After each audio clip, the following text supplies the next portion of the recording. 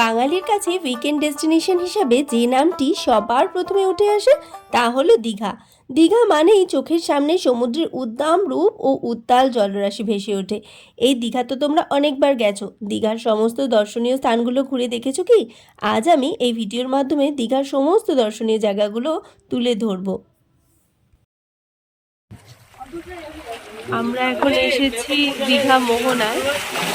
দেখো, এই হলো সেই চম্পা নদী যেটা এই স্থানে বঙ্গোপসাগরে মিট করেছে, তাই এই জায়গাটাকে বলা হয় দীঘার মোহনা।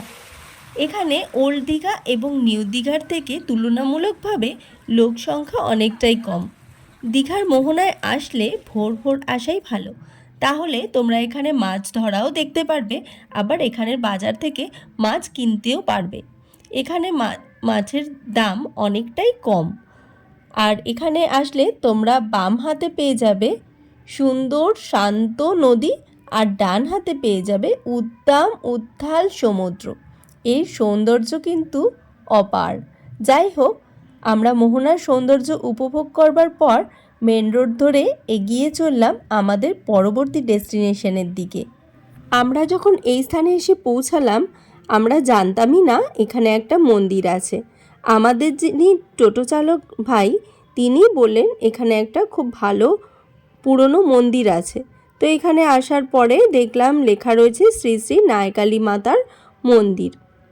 আর দেখো, এখানে মন্দিরের যে নির্মাণ কার্য, কনস্ট্রাকশনের কাজ চলছে, খুব সুন্দরভাবে ভবিষ্যতে মন্দিরটি তৈরি করা হবে সেটা দেখলেই বোঝা যাচ্ছে। এমনিতেই এখানকার পরিবেশও খুব সুন্দর, চারপাশ খুব শান্ত নিরিবিলি, জনবসতি নেই বললেই চলে।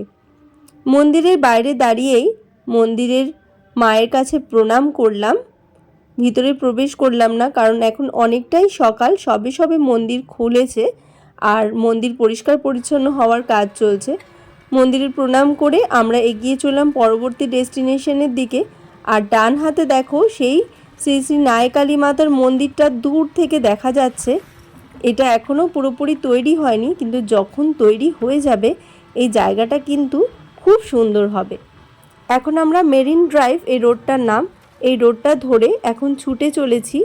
আর চারপাশের পরিবেশ কিন্তু একদম অসাধারণ। চলো আমাদের সঙ্গে পরবর্তী ডেস্টিনেশনের দিকে। আমরা এখন চলে এসেছি শঙ্করপুরে। একঘেয়েমি জীবন থেকে বেরিয়ে একটু স্বস্তির জন্য কম খরচে আমার মতন যারা নিরিবিলি নির্জন জায়গা পছন্দ করো, তারা শঙ্করপুর এসে 2 দিন কাটিয়ে যেতেই পারো। সত্যি বলছি, তোমাদের মন ভরে যাবে। উপরে নীল আকাশ আর সামনে রূপসী প্রকৃতি যেন আমাদের মন ভরিয়ে দিল। শঙ্করপুর সৈকত এখন অনেকটাই আধুনিকতার ছোঁয়ায় সেজে উঠেছে। সমুদ্রের পাড় বাঁধিয়ে দেওয়া হয়েছে কংক্রিটে। থাকবার জন্য শঙ্করপুরে গড়ে উঠেছে নানান হোটেল এবং গেস্ট লজ। এছাড়াও ফিশারি বিভাগের গেস্ট হাউসগুলি তো রয়েছেই, এবং বেনফিশের অধীনের অনেকগুলো লজ রয়েছে এখানে।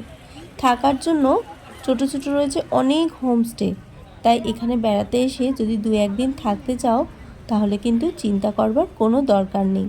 এখানে সমুদ্র বড়ই দামাল, তাই সমুদ্রের ধারে বেশ কিছুক্ষণ বসে দাঁড়িয়ে সময় কাটালাম আর অনেক অনেক ছবি তুলে নিলাম। প্রকৃতি যেন ছাড়তেই চাইছিল না। তারপরে তো খেতে চলে আসলাম, কারণ প্রচুর খিদে পেয়ে গেছিলো। আমরা যখন বেরিয়েছিলাম তখন প্রায় 4:45। ব্রেকফাস্ট তো করে বেরানো হয়নি, তাই এখানে ছোট্ট একটা হোটেল, সমুদ্রের ধারেই যে হোটেলগুলো রয়েছে, পরপর অনেকগুলো হোটেল তোমরা এখানে পেয়ে যাবে খাবার জন্য। তো ওরাই ব্রেকফাস্টের জন্য ডাকতে থাকে। আর এরকম সাদা সাদা বড় বড় লুচি আর ঘুগনি ছিল, যেগুলো খেতে কিন্তু দারুণ। আমার কিন্তু খুবই ভালো লেগেছিল। ডাবের জল খেয়ে পেট মন ঠান্ডা করে আবার সমুদ্রের টানে চলে এলাম এখানে বসে কিছুক্ষণ সময় কাটাতে। একের পর এক মাতাল ঢেউ যেন প্রবল আকর্ষণে ছুটে আসছে আমার পায়ের কাছে। এর না আছে কোনো বিরাম, না আছে কোনো শেষ। এই সৌন্দর্য দেখতে দেখতে উদাস মন কখন যেন হারিয়ে যায় প্রকৃতির মাঝে। আকাশটা আজ বড়ই সুন্দর, এক টুকরো মেঘেরও দেখা পেলাম না। রোদ ঝলমলে আকাশের সৌন্দর্যের ছটা ঢেউয়ের কণায় কণায় পড়ে চারদিক ঝিকমিক করছে, ভেসে যাচ্ছে রূপলি আলোর বন্যায়। তারপর আমরা আবারও বেরিয়ে পড়লাম। এরপরে আমরা যে জায়গাটায় এসেছিলাম সেখানে ক্যামেরা অ্যালাউ ছিল না। ছোটোখাটো একটা মন্দির, শান্ত নিরিবিলি পরিবেশ, বেশ সুন্দর, অনেকটা পুরীর মন্দিরের আদলে ছোট্টভাবে তৈরি করা হয়েছে। এখানেও পুজো দিতে পারো তোমরা, তবে আমরা পুজো দিইনি, বাইরের থেকেই প্রণাম করে 2-5 মিনিট সময় কাটিয়ে বেরিয়ে পড়েছিলাম আমাদের পরবর্তী ডেস্টিনেশনের দিকে।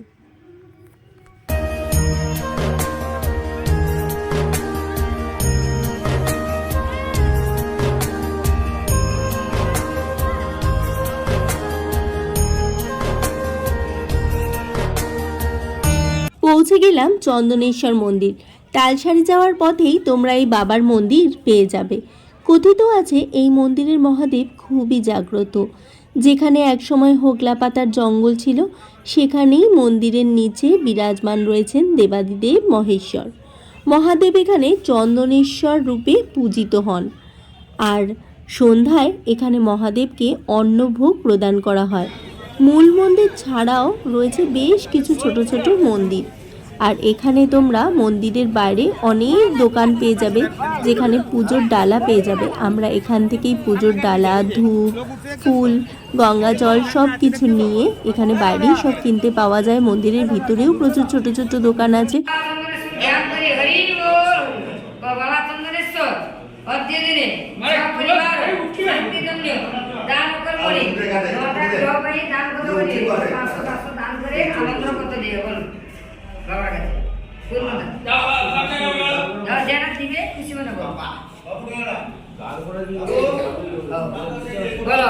উড়িষ্যার এই চন্দনেশ্বর মন্দিরে আমরা প্রথমবার আসলাম।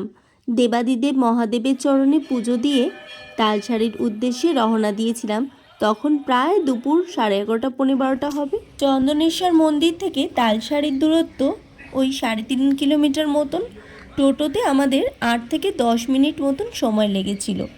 যখন এখানে পৌঁছালাম, এসে এত সুন্দর দেখতে লাগছিল চারপাশ, আর নির্জন জায়গা তো আমার খুবই পছন্দের, যার জন্য এই জায়গাটা কিন্তু আমার বেশ ভালো লেগেছিল। আমরা যখন এসেছিলাম এখানে ভাটা, তবে তালসারির কিন্তু এক এক রকম সিজনে এক এক রকম রূপ ধারণ করে। জোয়ারের সময় এতটাই জল থাকে যে নৌকা করে তোমাদের চারপাশ ঘুরতে হবে, পার হেড 100 টাকা করে। আর যখন ভাটা থাকে তখন কিন্তু এখানে বাইক, স্কুটি এইসবের ব্যবস্থা থাকে। এইসবে করে তোমরা অনেক দূর পর্যন্ত যেতে পারবে। এমনকি ভাটার সময় তোমরা হেঁটে হেঁটেও ওই যে ঝাউ গাছগুলো দেখছো অত পর্যন্ত ঘুরে দেখতে পারবে।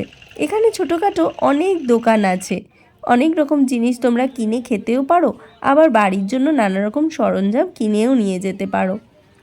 বাইরে কিন্তু পার্কিংয়ের একটা বড় লট আছে দেখলাম, ওখানে তোমরা গাড়ি পার্ক করে রাখতে পারো। এরপর আমরা এখান থেকে বেরিয়ে সোজা চলে এলাম গরিবের আর বাঙালির সবথেকে কাছের ভালোবাসার বীজ উদয়পুর, যেটাকে বলা হয় বাঙালির গোয়া বা গরিবের গোয়া। উদয়পুর সমুদ্র সৈকত বড়ই সুন্দর। কংক্রিটের ছোঁয়ায় এই সমুদ্র সৈকত এখনও তার নিজস্ব সৌন্দর্য হারায়নি। শক্ত বালির নির্জন বীচ ছোটদের খেলাধুলো করার জন্য খুবই আদর্শ। দিগন্ত বিস্তৃত নীল সমুদ্র যেন হাতছানি দিয়ে ডাকে, পায়ে পায়ে ছুটে যেতে ইচ্ছা করে বারে বারে।